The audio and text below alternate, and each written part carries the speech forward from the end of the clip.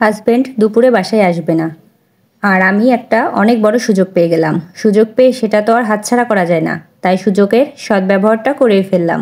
নমস্কার, কেমন আছেন সবাই? এটা হলো আমার বাসার সকালবেলার চিত্র। ঘুম থেকে উঠেই যদি এমনটা দেখতে হয়, প্রথমেই পর্দা সরিয়ে জানালা খুলে দিলাম। ঘুম থেকে উঠে প্রত্যেকটা রুমে জানালা খুলে দিলে অনেক ভালো লাগে। মিষ্টি গতকাল রাতে সব কিছু নিয়ে খেলা করেছে। নিজের খেলনা দিয়ে হয়নি, রান্নাঘর থেকে তার বাবাকে পটিয়ে রান্নার অনেক জিনিসও এনে রেখেছে। ও ভালোই জানে আমার কাছে চাইলে পাবে না।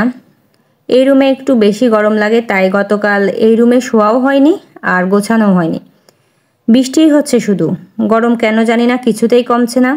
ঘুম থেকে উঠেই আগে বেডটা গুছিয়ে নিলাম, না হলে কেমন বিরক্ত লাগছিল। তারপর বাসি কিছু কাজকর্ম ছিল, সেগুলো কমপ্লিট করে ফ্রেশ হয়ে চলে আসলাম রান্নাঘরে। সকালে খিচুড়ি আর বেগুন ভাজা হবে। খিচুড়ি বসিয়ে দিয়ে বেগুন কেটে নিলাম। মেয়ের জন্য আর আজকে সেরেলাক রান্না করিনি, দুধ হরলিক্স দিয়েছিলাম, সেটাই খেয়েছে। এদিকে বেগুনগুলো ভেজে নিচ্ছি। খিচুড়িটাও হয়ে গিয়েছে, আগে থেকে বসিয়ে দিয়েছিলাম, শুধু গরম মশলা দিয়ে মিশিয়ে নিয়ে আবারও কিছুক্ষণ ঢেকে রাখবো। এদিকে বেগুন ভাজাটাও হয়ে গিয়েছে, এখন তুলে নিচ্ছি। এই তো আজকে সকালের খাবার, খিচুড়ি আর বেগুন ভাজা।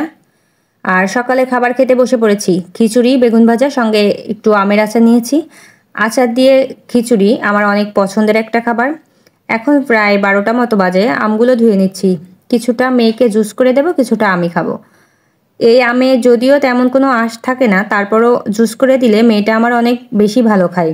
কেটে পিস করে দিলে বলে যে জুস করে দাও, এই জন্য ওরটা সবসময় জুস তৈরি করেই দিই। গ্লাসটা হাতে ধরিয়ে দিলে নিজেই খেয়ে নেবে, আমারও একটু ঝামেলা কম হয়। বিস্কুট শেষ হয়ে গিয়েছিল, গতকাল রাতে নিয়ে এসেছে, সেটা তুলে রাখছি। এমনিতেই বৃষ্টির দিন, তারপর আবার ফ্যানের বাতাস, নরম হয়ে যাবে। বেকারির এই বিস্কুটগুলো অনেক টেস্টি, হালকা মিষ্টি আর অনেকটাই সফট।